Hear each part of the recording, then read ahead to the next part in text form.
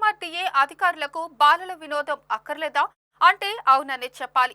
విశాఖలో ఉన్న బాలల థియేటర్లో పిల్లల సినిమాలు ప్రదర్శించకపోవడం సర్వత్రా విమర్శలకు తావిస్తుంది.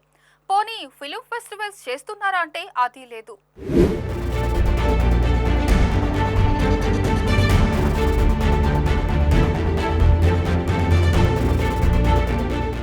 సుమారుగా 16 కోట్ల వ్యయంతో ఆధునీకరించిన బాలల థియేటర్ను 2016 సంవత్సరంలో ముఖ్యమంత్రి చంద్రబాబు నాయుడు ప్రారంభించారు. అప్పటి నుంచి ఒక్క సినిమా ప్రదర్శించలేదంటే పరిస్థితి అర్థం చేసుకోవచ్చు. కొన్ని సంవత్సరాల పాటు వారాంతపు రోజుల్లో పిల్లల సినిమాలు ప్రదర్శించేవారు. గతంలో ఇక్కడ పిల్లలకు డ్రాయింగ్, పెయింటింగ్, నృత్యం వంటి పలు అంశాల్లో శిక్షణ ఇచ్చేవారు. తరువాత ఎందుకనో ఇక్కడ బాలల సినిమాలకు బ్రేక్ పడింది. ఫలితంగా ప్రొజెక్టర్ తదితర ఎక్విప్మెంట్ మరమ్మతులకు గురయ్యే అవకాశం ఉందని పలువురు హెచ్చరిస్తున్నారు.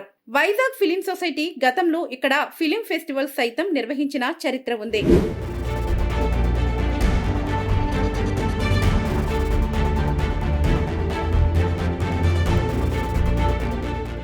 విఎంఆర్డీఏ అధికారులు కేవలం ఆదాయమే ధ్యేయంగా వ్యవహరిస్తూ ఇక్కడ సభలు, సమావేశాలు, వివాహాలకు అద్దెకు ఇవ్వడం సర్వత్రా విమర్శలకు తావిస్తోంది. ఇక్కడ గ్రౌండ్ ఫ్లోర్ లో వేడుకల నిమిత్తం 41,300 అద్దె చెల్లించాలి. ఇక బాలల థియేటర్ లో సభలు, ఇతర వేడుకలు నిర్వహించడానికి 70,800 వంతున అద్దె వసూలు చేస్తున్నారు. ఇంత భారీ ఆదాయం కళ్ల చూస్తున్న అధికారులు సినిమాలు వేసే ఆలోచన చేయడం లేదని పిల్లల తల్లిదండ్రులు మండిపడుతున్నారు. నగరంలో పలు సంస్థలు ఈ నెల 14న బాలల దినోత్సవం వేడుకలు ఎంతో ఘనంగా నిర్వహించాయి. విఎంఆర్డీఏ అధికారులు మాత్రం ఈ వేడుకలు మర్చిపోయారనే చెప్పాలి.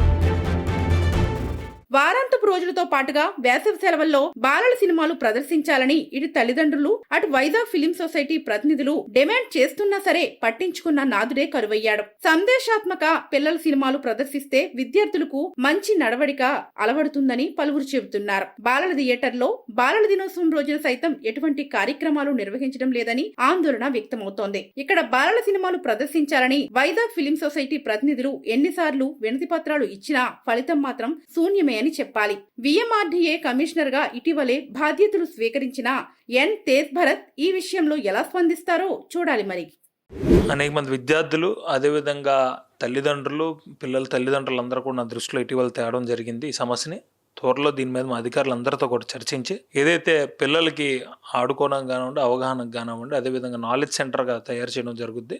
త్వరలో దీని మీద చర్యలు అయితే తీసుకోవడం జరుగుతుంది. అది చిల్డ్రన్స్ ఎరీనా కాబట్టి ముఖ్యంగా పిల్లల గురించి మేము పెట్టడం జరిగింది కాబట్టి తప్పనిసరిగా ఏ సంస్థల ముందుకు వచ్చినా కూడా మేము సిద్ధంగా ఉన్నాం.